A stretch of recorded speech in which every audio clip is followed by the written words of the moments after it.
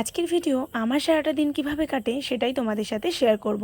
তো চলো ভিডিওটা স্টার্ট করা যাক। Hey everyone, good morning. আশা করছি তোমরা সকলে খুব ভালো আছো, আমিও ভালো আছি। তো চলো ভিডিওটা স্টার্ট করা যাক। সকালবেলায় ঘুম থেকে উঠেছি 5টায়। 5টার সময় সকাল হয়।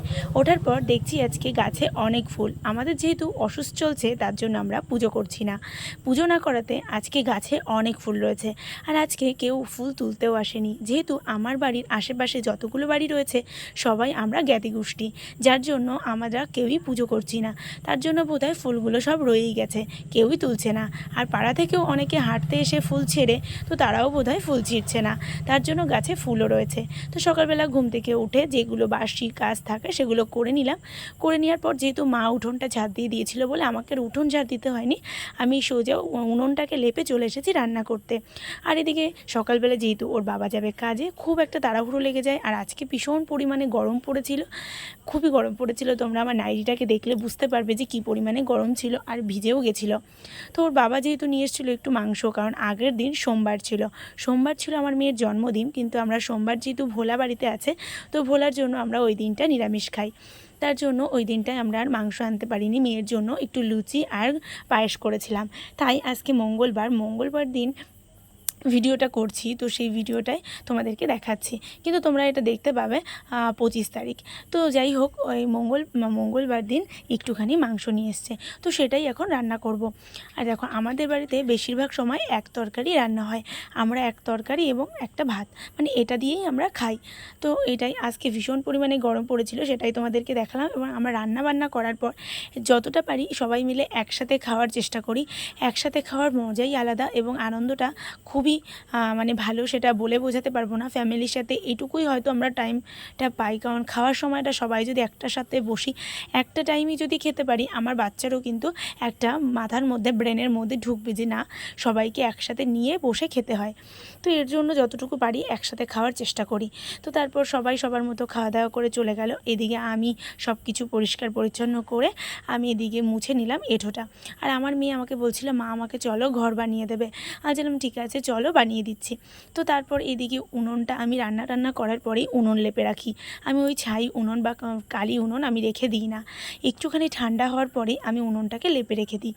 এটাই হলে ভালো লাগে দেখতে। তারপর ওর বাবা নিয়ে এসেছিলো একটু জিরে, তো জিরেগুলোকে রোদে দিয়ে রাখলাম। রোদে দিলে জিরেগুলো কিন্তু খুব তাড়াতাড়ি পেশাই হয়ে যায় এবং খুব ভালোও লাগে খেতে। আর রোদ যেহেতু বাড়িতে আম গাছের অনেক ছায়া পড়ে, তার জন্য ওই কোণাটাতেই একটু রোদ আসে, তো সেখানেই দিলাম। দেওয়ার পর এদিকে জ্বালানিগুলোও, কালকে যেহেতু একটু বৃষ্টি হয়েছিল, আমাদের এখানে আমার উঠোনটা বালিমাটি বলে আমাদের উঠোন কাদা হয় না, খুব পরিমাণে বালি হয়, কাদাটা হয় না। তো সেখানে আমি একটুখানি ওই জ্বালানিগুলো নেড়ে দিলাম। আর এখানে আমার মেয়েকে দেখো ওই ঘরটা বানিয়ে দিয়ে এসেছি, সেটাই তোমাদেরকে একটু দেখালাম। তারপর আমি এদিকে সর্ষের তেল একটুখানি ছিল, সেটাকেই আবার একটু রোদে দিয়ে দিলাম, যেটুকু আছে সেটুকুই একটু রোদে দিয়ে দিলাম। রোদে দেওয়ার পর এদিকে আবার একটুখানি সর্ষে বলছি জিরেগুলো একটু পরিষ্কার করে নিলাম, একটু হাত দিয়ে দেখে নিলাম যে গরম টরম আছে কি না। আর এদিকে দেখো আমাদের বাড়ির সামনে যেহেতু অটো চলে, অটোর একটু আওয়াজ পেতে পারো, তো তোমরা প্লিজ একটু মানিয়ে নিও, যেটাই হোক একটু মানিয়ে নিও। এদিকে আমি বিছানাগুলো গোছাতে চলে গেছিলাম। বিছানা গোছানো হয়েছিল না বলে আমি এদিকে বিছানা গোছাতে চলে গেছিলাম। তার কারণ ওর বাবা অনেক লেটে ওঠে, আর আমি উঠি যেহেতু অনেক সকালে, তাই আমি আর বিছানা গুছিয়ে উঠে আসতে পারি না। ওর বাবা উঠলে তারপরেই বিছানা গুছাই। এদিকে 3টে ঘরের বিছানা আমি গুছিয়ে নিলাম। গুছানোর পরে এদিকে চলে গেছিলাম ওর বাবার সব জামা কাপড়গুলো কাচতে, কারণ আজকে ছিল মঙ্গলবার, ওর বাবার যেহেতু ছুটির দিন, ছুটির দিনেই যতটা পারি কাজ গুছিয়ে রাখি। ওর বাবার জামা কাপড়গুলো সব ভিজিয়ে ধুয়ে টুয়ে রেখে দিলে আমার, যেহেতু আবার কালকে স্কুল বলছি, কালকে আবার ওর দোকান আছে, দোকানে পড়ে যাবে, তার জন্য জামা কাপড়গুলো এখন কেচে দেব। আর সারাটা দিন আমার এইভাবেই কাটে, সব সময় শুধু কাজ কাজ। আর কাজের মধ্যে থাকতে আমি ভীষণই পছন্দ করি। কাজ একটুখানি কম থাকলে আমার আরও ভালো লাগে না, কাজটা একটু বেশি থাকলে মনে হয় খুব ভালোই লাগে।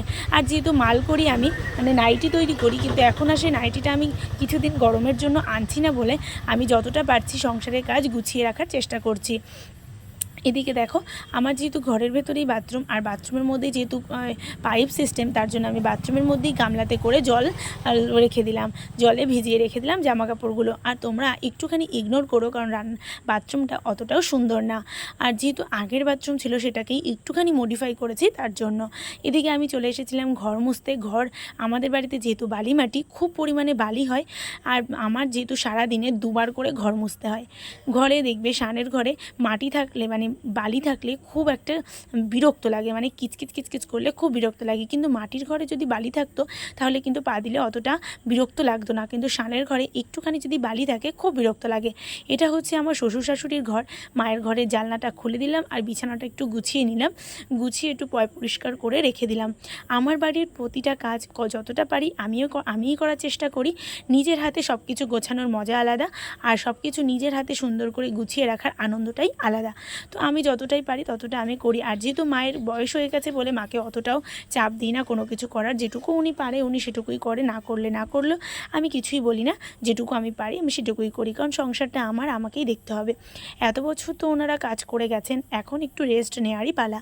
তো আমি দেখো এদিকে আমার ঘরটা সব মোছা হয়ে গেছে।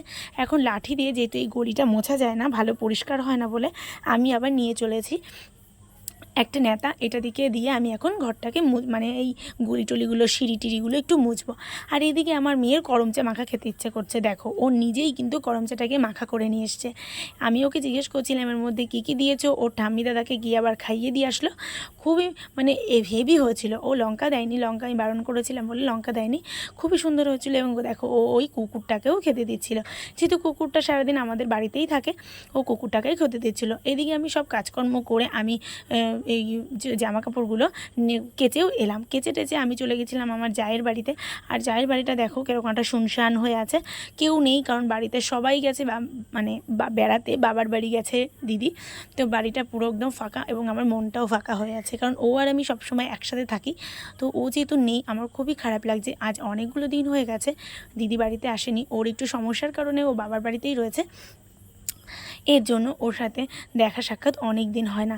তো তারপর আবার জিরাটাকে একটু উল্টে দিলাম, কারণ জিরাটাকে উল্টে দিলে তাড়াতাড়ি করে রোদে শুকিয়ে যাবে, তাই বারে বারে উল্টে দিচ্ছিলাম। এদিকে আমার মেয়ে চলে গেছিলো বালি নিয়ে খেলবে বলে বালি আনতে। আর আজকে যেই পরিমাণে গরম ছিল সেই পরিমাণে হাওয়াও ছিল, তার জন্য কষ্ট হয়নি। তারপর সবজিওয়ালা এলো, একটু সবজি টবজি নিয়ে নিলাম। তো চলো ভিডিওটা এই পর্যন্তই, দেখা হবে নেক্সট ভিডিওতে। ততক্ষণ পর্যন্ত সুস্থ থেকো, ভালো থেকো, টাটা, বাই।